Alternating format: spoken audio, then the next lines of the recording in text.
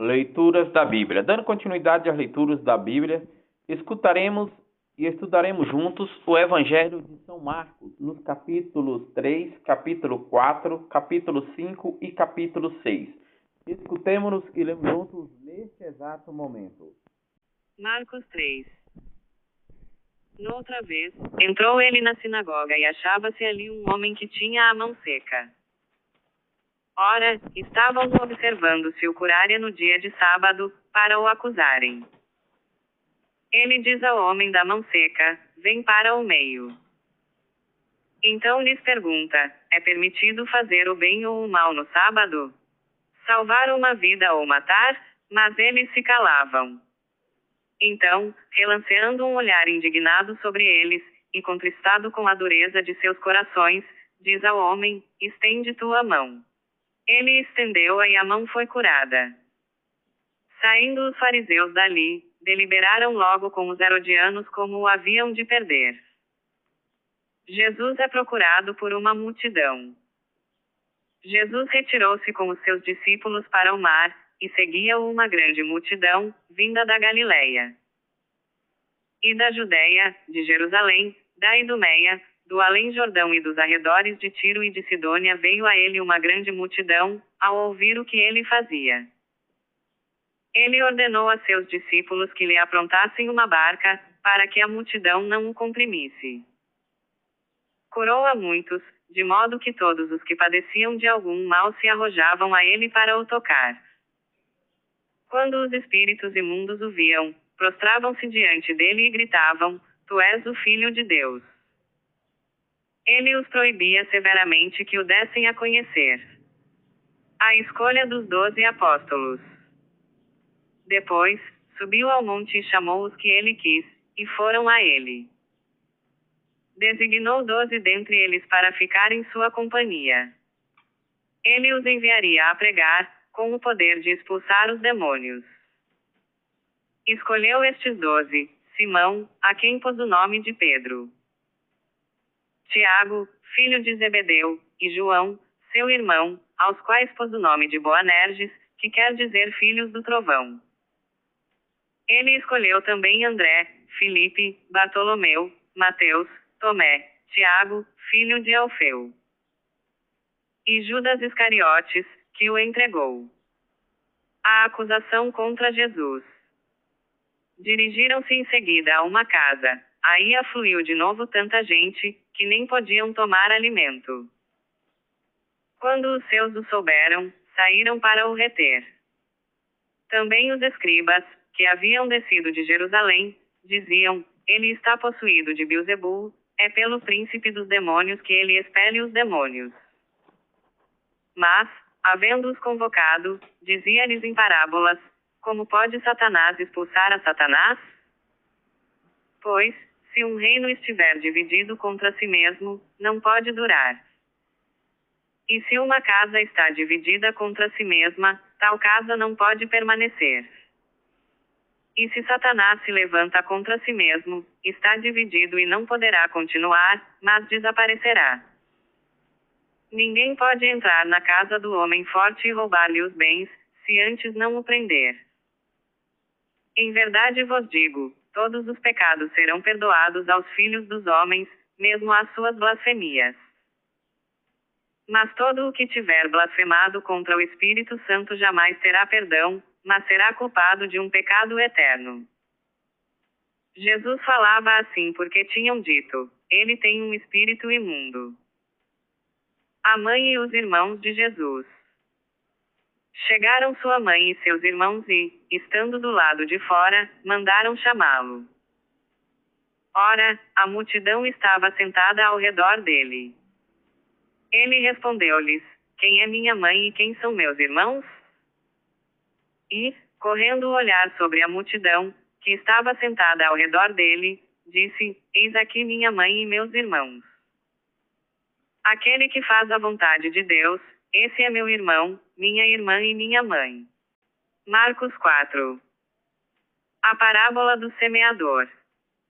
Jesus pôs-se novamente a ensinar, à beira do mar, e aglomerou-se junto dele tão grande multidão, que ele teve de entrar numa barca, no mar, e toda a multidão ficou em terra na praia.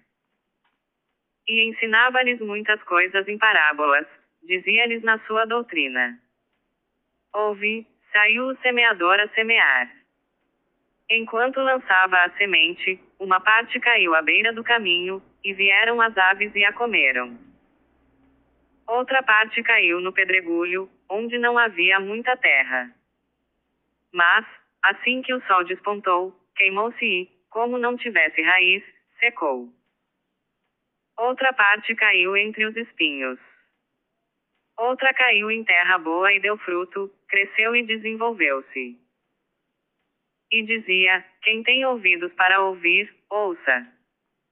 Quando se acharam a sós, os que o cercavam e os 12 indagaram dele o sentido da parábola. Ele disse-lhes: a vós é revelado o mistério do reino de Deus, mas aos que são de fora tudo se lhes propõe em parábolas. Desse modo, eles olham sem ver, escutam sem compreender, sem que se convertam e lhes seja perdoado. E acrescentou: não entendeis essa parábola? Como entendereis então todas as outras? O semeador semeia a palavra. Alguns se encontram à beira do caminho, onde ela é semeada.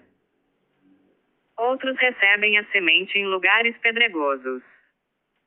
Mas não têm raiz em si, são inconstantes, e assim que se levanta uma tribulação ou uma perseguição por causa da palavra, eles tropeçam. Outros ainda recebem a semente entre os espinhos. Mas as preocupações mundanas, a ilusão das riquezas, as múltiplas cobiças sufocam-na e a tornam infrutífera. Aqueles que recebem a semente em terra boa escutam a palavra, acolhem-na e dão fruto, 30, 60 e 100 por 1. A candeia. Dizia-lhes ainda: traz-se porventura a candeia para ser colocada debaixo do alqueire ou debaixo da cama? Não é para ser posta no candeeiro? Porque nada há oculto que não deva ser descoberto, nada secreto que não deva ser publicado. Se alguém tem ouvidos para ouvir, que ouça. Ele prosseguiu: atendei ao que ouvis, com a medida com que medirdes, vos medirão a vós, e ainda se vos acrescentara. Pois, ao que tem, se lhe dará. A parábola da semente. Dizia também: o reino de Deus é como um homem que lança a semente à terra. Dorme, levanta-se, de noite e de dia, e a semente brota e cresce, sem ele o perceber. Pois a terra por si mesma produz, primeiro a planta, depois a espiga e, por último, o grão abundante na espiga. Quando o fruto amadurece, ele mete-lhe a foice, porque é chegada a colheita. A parábola do grão de mostarda. Dizia ele: a quem compararemos o reino de Deus? Ou com que parábola o representaremos? É como o grão de mostarda que, quando é semeado, é a menor de todas as sementes. Mas, depois de semeado, cresce, torna-se maior que todas as hortaliças e estende de tal modo os seus ramos, que as aves do céu podem abrigar-se à sua sombra.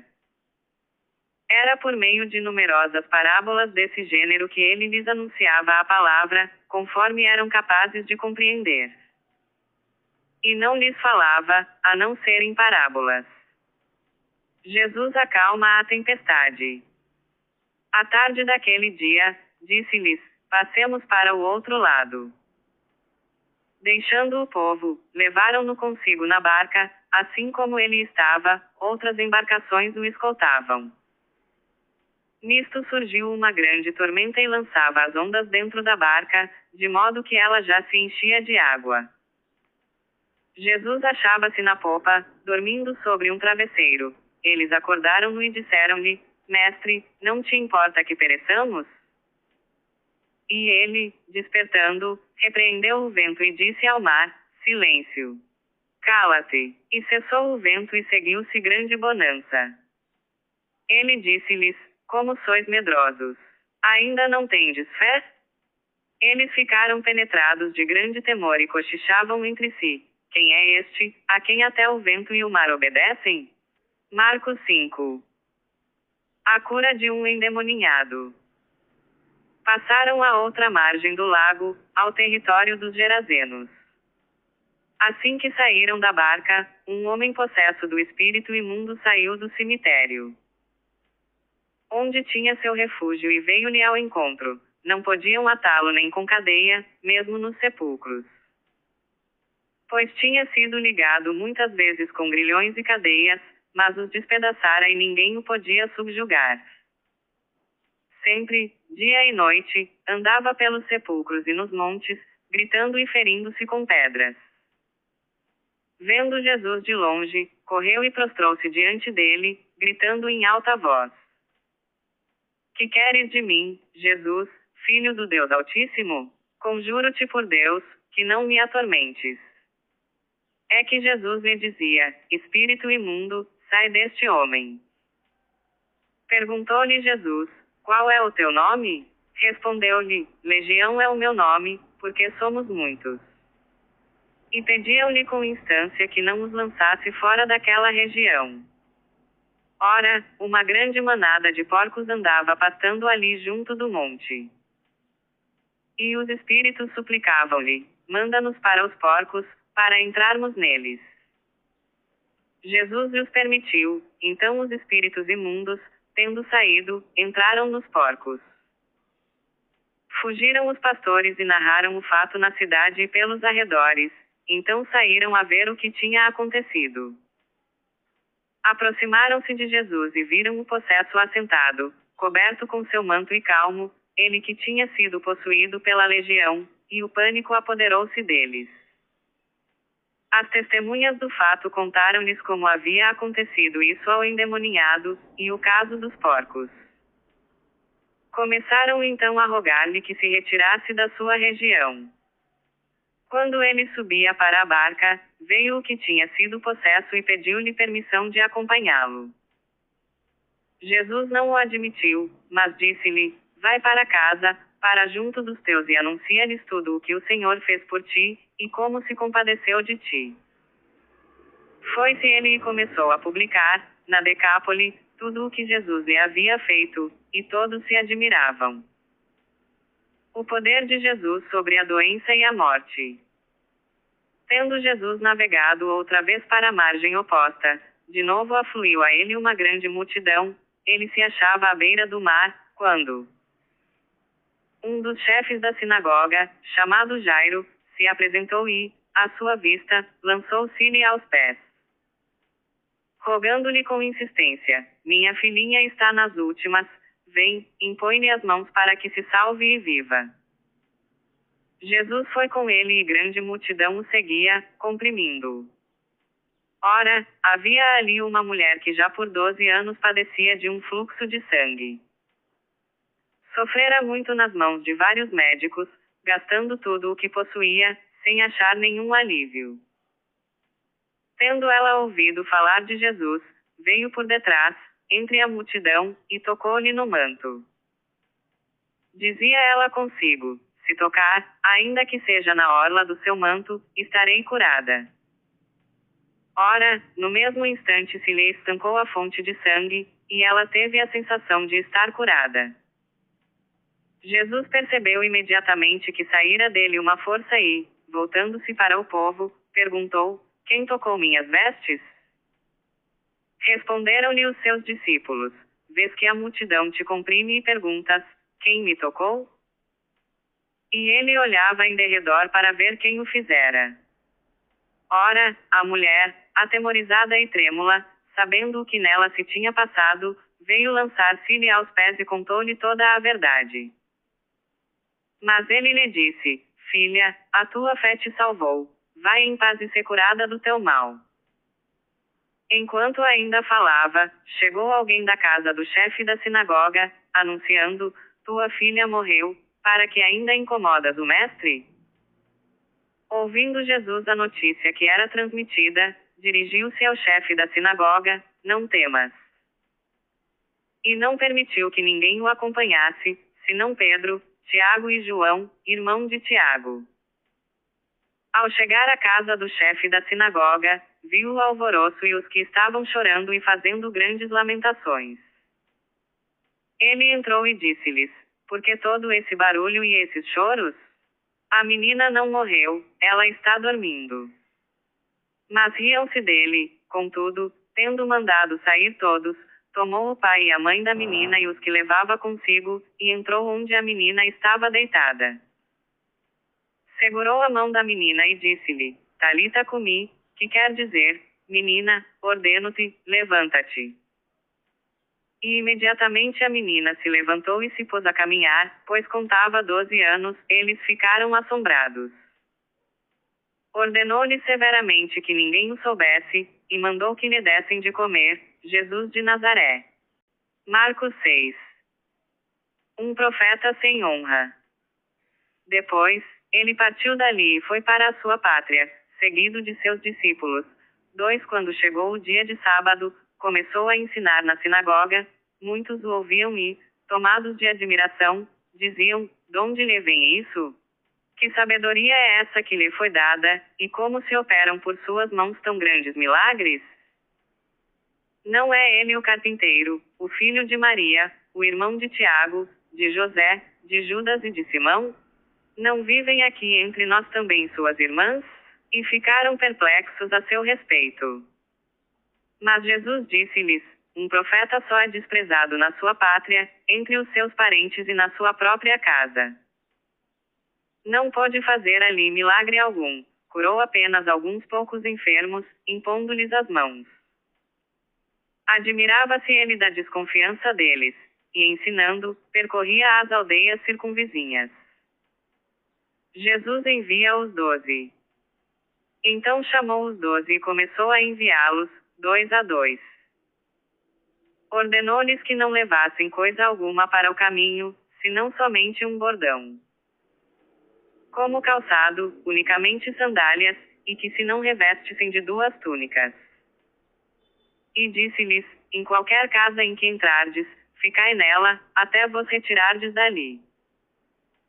Se em algum lugar não vos receberem nem vos escutarem, saí dali e sacudi o pó dos vossos pés em testemunho contra ele. Eles partiram e pregaram a penitência. Expeliam numerosos demônios, ungiam com óleo a muitos enfermos e os curavam. João Batista é decapitado.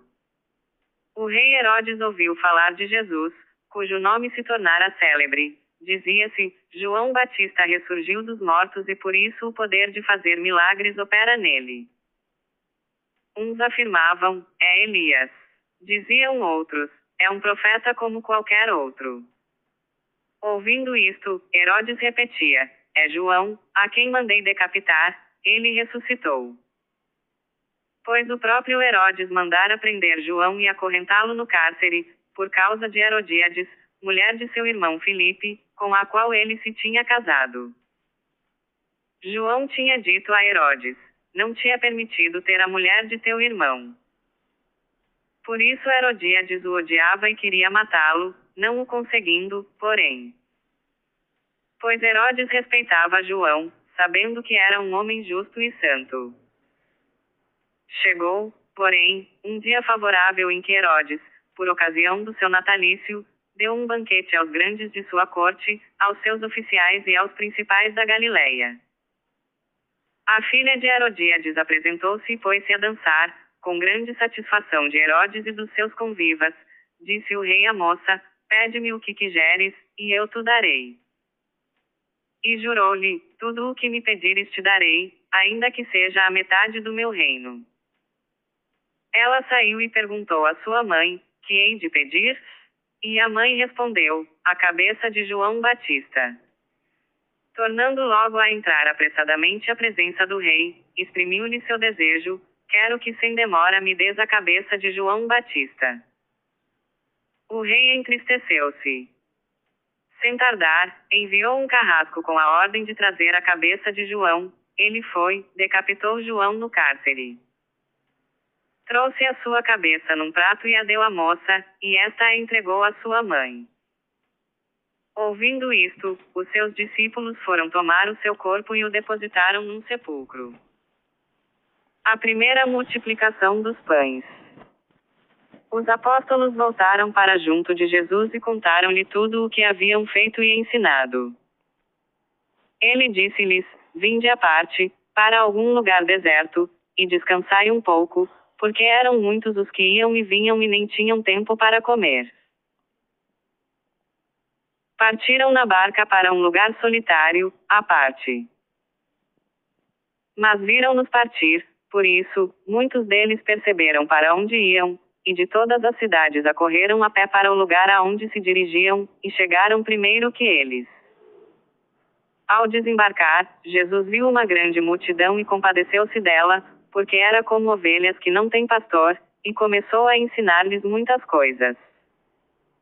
A hora já estava bem avançada quando se achegaram a ele os seus discípulos e disseram: Este lugar é deserto, e já é tarde.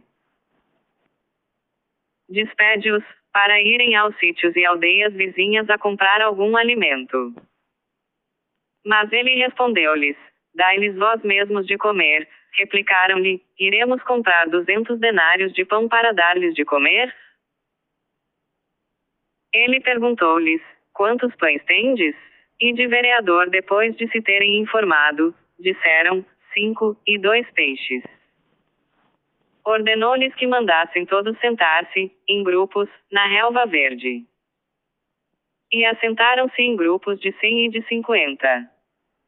Então tomou os 5 pães e os 2 peixes e, erguendo os olhos ao céu, abençoou-os, partiu-os e os deu a seus discípulos, para que lhes distribuíssem, e repartiu entre todos os 2 peixes.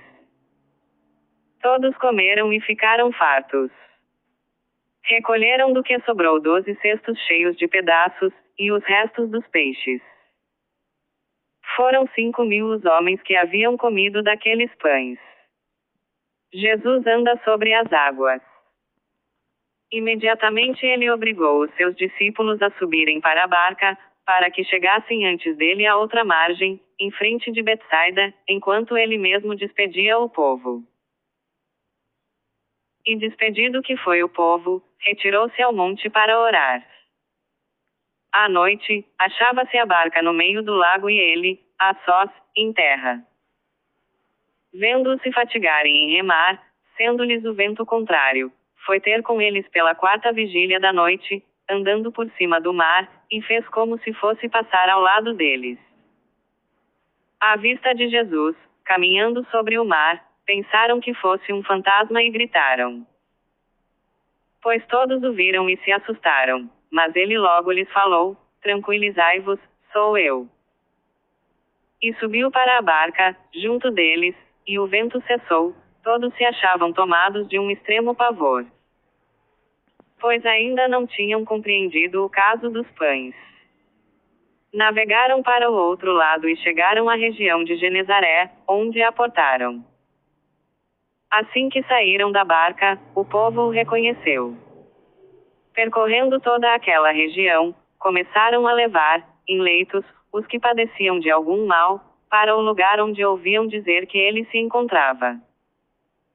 Onde quer que ele entrasse, fosse nas aldeias ou nos povoados, ou nas cidades, punham os enfermos nas ruas e pediam-lhe que os deixassem tocar ao menos na orla de suas vestes, e todos os que tocavam em Jesus ficavam sãos. Amanhã, dando continuidade às leituras do livro da Bíblia, no Evangelho de São Marcos, nos capítulos 7, capítulo 8, capítulo 9 e capítulo 10. Paz e bênçãos a todos.